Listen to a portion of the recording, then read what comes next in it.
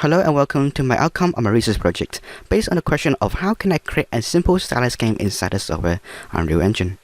Although it has been many people's dream to one day create a game by themselves, the journey can often be difficult to begin, which is an issue as people can easily give up on what they could potentially like and make a living for.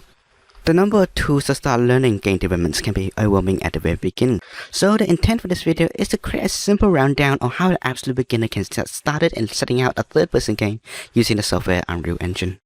This video covers the process to making a game, the basics to character sculpting, clothing simulations, and some basic functions of Unreal Engine alongside some of its animation capabilities to create a functioning character inside of it. Although the attempted issue to solve inside this research project isn't that big of a deal overall, hopefully this video can give people a better understanding on how game development works and guide them into a path of creating their own games that they like, which can lead people down a path where they make money off the things they like and make their life more fulfilling inside of a world where depression and regret runs rampant. So question number 1. What are the processes to creating a game? According to a speech made by Matthew Willigan in 2017, a founder of the game company Soma Sims, the game development process is as follows. Planning, development, alpha, beta, release, and refinement. The planning stages is explained to be the large experimental stages where the large ideas are made and the general feel of the game is created. The development stage is where some of the ideas are refined and some are dropped. The alpha stage is the first contact the game will have to the outside world, where the game is tested by other people outside of the development team, and the beta is more of an advanced version of it before the final release. If the game is to be successful after release, the game will continue onto the last stages of development, where the game is further refined in fixing the bugs experienced inside the game by players, and new content will continue to be added. Sub-question number 2. What are the processes that a concept goes through to become a playable character inside of a game? Creating a 3D model for a character is where the process begins to gain its complexity for a large array of options of programs and methods available. Inside of an interview with Adam Douglas, a 3D artist that specializes in character creation, he mentions his workflow to be something like this. He first finalized the concept that he had at hand, then he moved to modeling, UV, texturing, rigging animation, and finally exporting to a game engine. For a more complex model, however, Adam Douglas mentioned that it's an extra step to be taken within that. The step that he mentioned is called reportology, which is basically the process that's taken to convert a high detail model's detail inside of a less detailed model while containing everything that was inside of the high detail model. The process fits in between the modeling and the UV phases, and the function works through a process called baking. As the process can become highly complicated, this video will not cover it. But that was the basic workflow for how a concept character becomes the actual playable character inside of a game engine. Inside of the modeling / sculpting phases, there are plenty of programs options out there. This includes Blender, Maya, ZBrush, and Sculptris, with the leading professional program being ZBrush as a main preference. Although the tools displayed within each of the software are slightly different, the basic fundamentals of the process of sculpting are still the same, in that every single character seen on television or game all starts from a primitive sphere or cube. Every single shape or object within this program are constructed with something called vertices, points inside a model which determines its form. The higher number of vertices is contained inside a model, the more detail can be added inside of it. This is more suited towards the refinement stages of the model later on, where smaller details such as wrinkles and overall small adjustments need to be added inside of it. An object prepared for sculpting in the beginning stages is recommended to have a word count about 1000, so it's easy to control the overall shape and easier to move in. The word count of a shape can be controlled through the remesh tool within Blender. The word size option depends the placement of the vertices in the X meters apart determined of the actual size of the object. The lower the distance set for the word size, the more detail of vertices the object will have. Keeping in mind that Blender can only handle about 1.5 million vertices before it starts lagging and over 5 million-ish before it starts to crash often. ZBrush, on the other hand, the industry standard sculpting software, can handle about 10 million plus vertices, even on a really old laptop. In changing the shape of the primitive objects, sculpting tools are required to be used to form the shape of the models. The 4 essential sculpt tools located inside any sculpting software are the Clay tool, Move tool, Smooth tool, and the Pinch tool. By clicking on the tool and clicking on the object using the mouse will apply the brush effects within the radius of the brush. By hitting F inside Blender will allow the user to change the brush effects radius around the mouse cursor, and the S key is used inside ZBrush for the exact same effect. The Clay tool is used to building shapes. The Move tool is used to change the shapes. The Smooth tool is there to average out the heights to make everything smoother. And lastly, for the essential, is the Pinch tool to make a single pinch, which is good for adding details. The images here represent a practical use of the 4 essential tools discussed. The Move tool was used within Picture 2 to adjust the overall shape of the sphere to become a face. The Clay tool was used in the central image to add in the core main bone structures of the face and also the essential details. The Smoothing and the Clay tool was used in the fourth image. The Smoothing tool was responsible for clearing out some of the rougher areas of the facial structure, and the Clay tool responsible for adding more details such as the hair, eyebrows, and such on the face. Lastly was the Pinch tool used on the fifth image of the sculpt, in the smaller wrinkles and those details on the skin for the face. So after the sculpting phase / the modeling phase has been finished for the character, is the best add some clothing on top of it. One of the best way to add realistic clothing on top of a character that is soft and nice looking is to use a software called Marvelous Designer. And this software is only dedicated to clothing, just clothing. Separate into two different windows though. This window is called a 2D pattern window, and this is a 3D viewport. This is where all the patterns / clothing pieces are created, and this is where the visualization happens to see the different joints of the cloth and how it's applied to the character.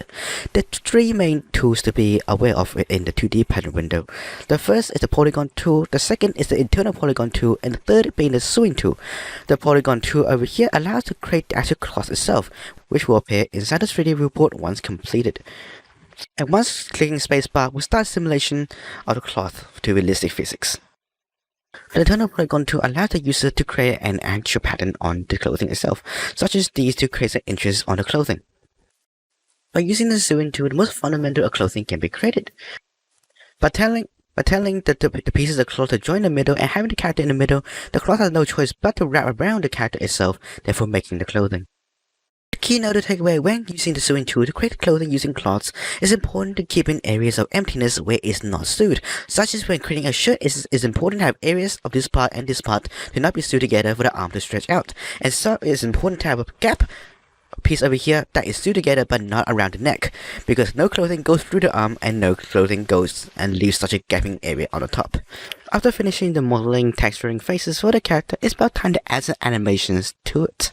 To get started with animation instead of a game engine, it's best recommended to start off using the website Mixamo, which basically automatically generates a bone structure for the character and also some animations alongside of it. As the website itself only intakes FBX files and also OBJ files, the model needs first to export it into one of those formats. It will ask for the file, and the website itself will just ask for some clarification of the character areas before heading on the process. After downloading the animation information and also the skeleton information by FBX file, it's about time to mix everything inside Unreal Engine by choosing the third-person template, if that is something that you decide to make. To have a character that transitions from a different animation, a blend space is needed inside Unreal Engine. Simply go right-click animation and then simply go blend space. And then and also the right skeleton is needed. By default, Unreal Engine has a default mannequin skeleton, but that's not the one that you want. You want the one from Mixamo, which is the secondary one that needs to be chosen. From a simple transition between the standard animation to running animation, this simple format would do. Have the horizontal axis be direction and the vertical axis be speed. By setting the idle animation at 0 speed and also the running animation at 500 speed, it meant when the character is not moving at all and traveling at 0 speed, it will show the standing animation, and when at 500, it will show the running animation. Always save the blend space. And for the blend space, I just start working Unity Animation Blueprint. Simply right click, animation, and then animation blueprint. The animation blend space can be dragged in like so. You find the variables on the side over here that needs to be dragged into the scene itself and get connected to actual blend space. So now when placing the character inside the actual game itself, it should move and change animations depending on the speed it headed. So question number 3, how can Unreal Engine be used to create an interesting game? To set up the basics for an interesting game inside Unreal Engine, there are a fundamental of functions inside the engine that needs to be learned. The lighting, foliage, and the materials to create an immersive third-person world. The materials help to add details within the simple objects, the lights help to give life to the scene, and lastly the foliage tool to add a large field of nature or large gathering objects. Inside Unreal Engine, there are 5 sources of light: directional, point, spot, rect, and also skylights. The directional light is responsible for the positioning of the sun.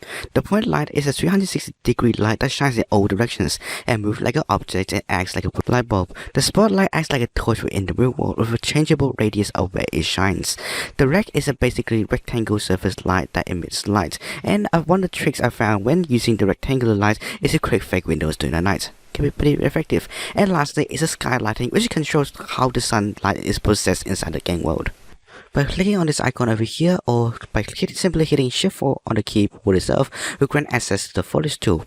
By simply dragging in an item over here, it will allow grant access to duplications of the items over and over again. Ready? Just by simply putting the mouse inside the viewport itself and dragging across it will duplicate what's inside over here over a mass amount of times. Differences in between the minimal scale and the max scale gives a bit of randomness. The last area to touch is the material setting within Unreal Engine. Simply right click and select materials, we'll add new blanket materials. You can name it down here if wanted, but double click and that will open the materials editor. The most often used inputs are the base color, the normal, and also roughness. The base colors looks for more traditional of a texture that looks like this. The normal input looks for a normal texture, and the normal texture looks like this purple mess over here, which the function of the texture is to basically fake the direction of the light depending on the angle that is viewed. Instead of a texture map only dissolved, the roughness value actually looks for something different, a constant variable. Simply by connecting this variable in your roughness, the variable of these numbers can be changed on this side. By leaving it at 0, it will look really metallic and reflective of a material, and increasing it to 1 will look like almost like chalk sort of texture. By dragging the material itself onto the model that want to be applied on, it will just automatically apply it. Conclusion. Game development is a pretty hard process, but this is the basics to get things started. The process to creating game character starts with a basic sketch, moving on to the sculpting / modeling phases before you read, textured, clothed, animated, and finally added inside of game engine.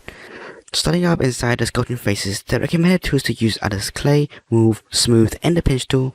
After creating the character model, clothing can be added with the software of Marvelous Designer before it can be rigged, animated inside the software Mixamo. Inside the software Unreal Engine, an interesting composition can be created by using the foliage tool to create a naturalistic scenes, material to add in believable objects, and lighting to bring everything together into life.